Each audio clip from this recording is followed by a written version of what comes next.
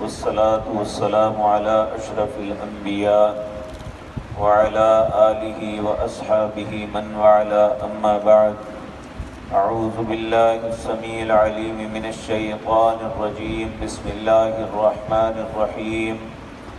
الله لطيف بعباده يرزق من يشاء وهو القوي العزيز. من كان يريد حرث الآخرة نزد له في حرثه ومن كان يريد حرث الدنيا نؤته منها وما له في الآخرة من نصيب. أم لهم شركاء شرعوا لهم من الدين ما لم يأذن به الله ولولا كلمة الفصل لقضي بينهم وَإِنَّ الظَّالِمِينَ لَهُمْ عَذَابٌ أَلِيمٌ.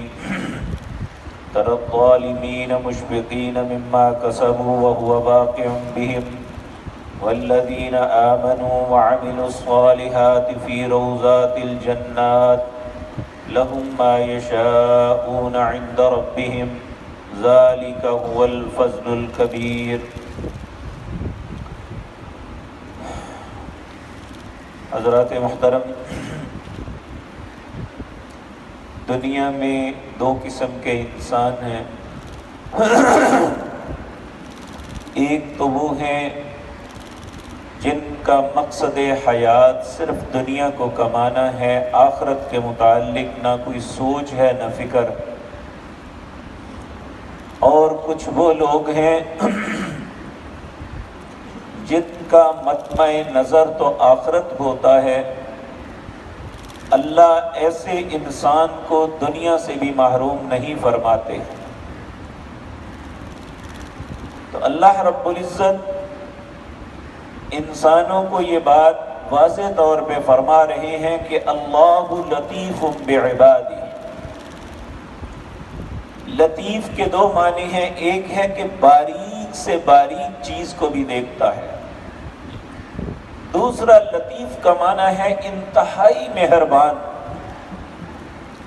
یہاں دوسرا معنی لگے گا کہ اللہ لطیف بعبادی، اللہ اپنے بندوں پر نہایت مہربان ہے. یرزق من یشاء، رزق دیتا ہے جس کو چاہتا ہے. یاد رکھیں، ہم سب لوگ بہت سی تمنائیں کرتے ہیں لیکن ہمیں احساس نہیں ہوتا کہ جس چیز کی تمنا کر رہے ہیں ہمارے حق میں بہتر ہے یا نہیں. اللہ رب العزت نے فرمایا وَلَا تَتَمَنَّوْا مَا فَضَّلَ اللَّهُ بِهِ بَعْضَكُمْ عَلَى بَعْضٍ. تم ایسے چیزوں کی تمنا نہ کرو جو میں نے بعض کو بعض پر فضیلتیں دی ہیں. ممکن ہے کہ ہم مال کی تمنا کرتے ہیں لیکن ہمارے حق میں وہ مال اچھا نہیں ہے، ہمارے لیے وہ وبال بننے والا ہے. تو اس لیے ہمیں ایسی چیز کی تمنا نہیں کرنی چاہیے، اللہ سے اس کا فضل مانگنا چاہیے کہ اے مالک تو اپنا فضل، اللہم انی اسألک من فضلک، اے اللہ تو ہمیں اپنا فضل عطا فرما. اور فضل ہر وہ چیز پہ ہوتا ہے، چاہے وہ رزق ہو، وہ عزت ہو، کوئی بھی معاملہ ہو جو ہمارے حق میں خیر ہے، وہ اللہ کا فضل ہے. یہ اللہ کا فضل نہیں ہے کہ ایک آدمی ساری زندگی رزق حرام کما کے بہت خوبصورت مکان بنا کے اوپر لکھ لے ھذا من فضل ربی. یہ ھذا من فضل ربی نہیں، اللہ کی طرف سے وبال ہے. تو اللہ رب العزت فرماتے ہیں اللہ لطیف بعبادہ، اللہ اپنے بندوں پہ بڑا ہی مہربان ہے. یرزق من یشاء، جس کو چاہتا ہے رزق دیتا ہے. وہو القوی العزیز، وہ سب سے زیادہ قوت والا اور غالب ہے. یعنی اس سے کوئی چیز زبردستی نہیں لی جا سکتی. دنیا میں کوئی بھی طاقت ایسی نہیں جو زبردستی اللہ سے کوئی بھی بات منوا لے. اللہ جو چاہتا ہے وہی ہوتا ہے. وَمَا تَشَاءُونَ إِلَّا أَن يَشَاءَ اللَّهُ. جو بھی اللہ چاہتا ہے وہ ہوتا ہے، جو تم چاہتے ہو وہ نہیں ہو سکتا۔ تو اللہ رب العزت، یہ بات بڑی اہم ہے جو ہماری عقلوں میں نہیں آتی۔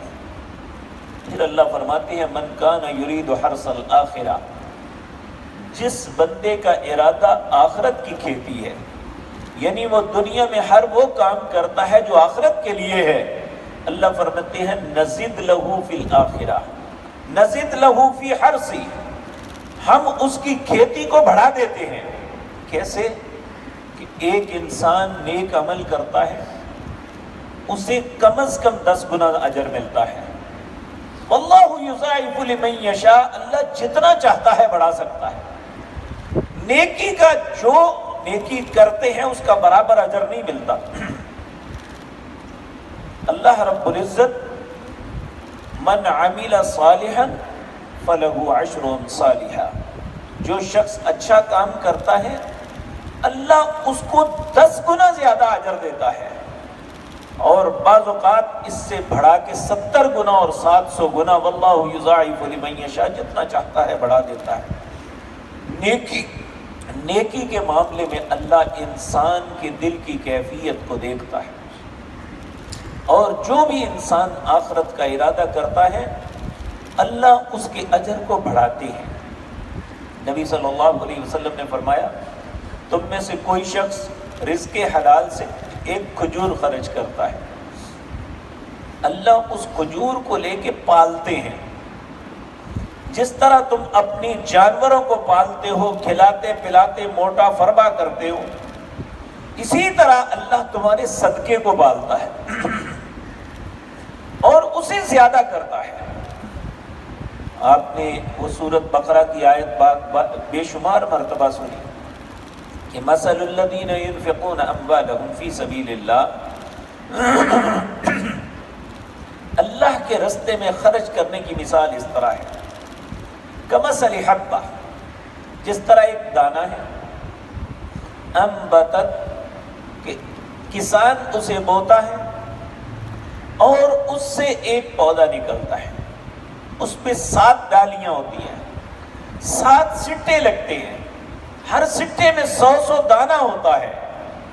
اللہ اگر ایک دانے سے 100 دانہ بناتا ہے، 700 دانے بناتا ہے، اسی طرح تمہارے نیک اعمال کو بڑھاتا ہے۔ تو اللہ رب العزت فرماتے ہیں من کان یرید حرث الآخرۃ نزد لہ فی حرثہ، جو آخرت کی کھیتی کے لیے کوشش کرتا ہے اللہ اس کی آخرت کی کھیتی کو بڑھا دیتا ہے۔ ومن کان یرید حرث الدنیا، جو صرف دنیا کے لیے کوشش کرتا ہے، نؤتیہ منہا، اللہ کی مرضی ہے کہ اسے کتنا دینا ہے، کوئی ضروری نہیں کہ اس کے من کی مراد اسے مل جائے۔ نؤتی منہا، جتنا چاہتا ہے دیتا ہے، لیکن اس سے جو غلطی ہوئی ہے نا آخرت کو فراموش کر کے، وَلَهُ فِي الْآخِرَةِ مِن نصیب، آخرت میں اس کا کوئی حصہ نہیں ہوگا۔ تو پھر اللہ رب العزت دوبارہ اس بات کی طرف آتے ہیں جو انسان سے سب سے بڑی غلطی ہوتی ہے، وہ ہے اللہ کے ساتھ کسی کو شریک ٹھہرانا۔ اللہ رب العزت فرماتے ہیں ام لہم شرکاء شرعوا لہم من الدین، یہ تم جنہیں اللہ کے علاوہ شریک بناتے ہو انہوں نے اپنے ہی دین تمہارے لیے متعین کیے۔ آپ دیکھیں نا، کہتے ہیں جی فلاں فلاں فلاں گدی ہے، اور ہر گدی نے اپنے لیے ایک الگ ذکر ترتیب دیا ہوا ہے جس کا نہ اللہ نے حکم دیا نہ اس کے رسول نے دیا، اور ہر شخص نے اپنے طریقے ایجاد کیے ہوئے ہیں، اپنی اپنی پگڑیاں بنائی ہوئی ہیں، اپنے اپنے لباس بنائے ہوئے ہیں، اپنا اپنا امتیاز بنایا ہوا ہے۔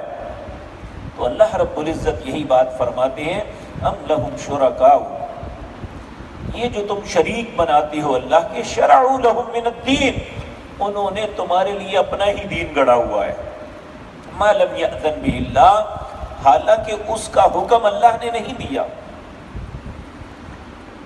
اللہ رب العزت فرماتے ہیں ولولا کلمۃ الفصل لقضی بینہم، اگر اللہ نے ایک فیصلہ کن کلمہ نہ بولا ہوتا کہ میں قیامت کے دن سب لوگوں کا فیصلہ کروں گا، لقضی بینہم، میں ایک لمحے میں ان کا فیصلہ کر دیتا، کہ اللہ کے طریقے، اس کے رسول کے طریقے کو چھوڑ کے اوروں کے طریقوں کو کیسے اپناتے ہیں۔ یعنی ایک بہت بڑی وارننگ اور دھمکی ہے اگر انسان سوچے تو۔ وَلَوْلَا كَلِمَةُ الْفَصْلِ لَقُضِيَ بَيْنَهُمْ وَإِنَّ الظَّالِمِينَ لَهُمْ عَذَابٌ أَلِيمٌ۔ جو اللہ کے شریک ٹھہراتے ہیں وہ ظالم ہیں، اور ظالموں کے لیے اللہ نے دردناک عذاب تیار کر رکھا ہے، العیاذ باللہ۔ تَرَى الظَّالِمِينَ مُشْفِقِينَ مِمَّا كَسَبُوا، اس دن ظالم لوگ دیکھیں گے، مشفقین پھر کانپیں گے، ڈریں گے، بما کسبوا جو انہوں نے کیا تھا، وَهُوَ وَاقِعٌ بِهِمْ اب ان پہ یہ سارا وبال پڑنے والا ہے۔ وَالَّذِينَ آمَنُوا وَعَمِلُوا الصَّالِحَاتِ اللہ ہمارا نصیب یہ کر دے، وہ لوگ جو ایمان لائے اور انہوں نے نیک عمل کیا، فی روضات الجنات اس کے لیے جنت کے باغات ہیں، لہم ما یشاءون عند ربہم جو وہ چاہیں گے ان کے رب کے پاس سب کچھ ہے۔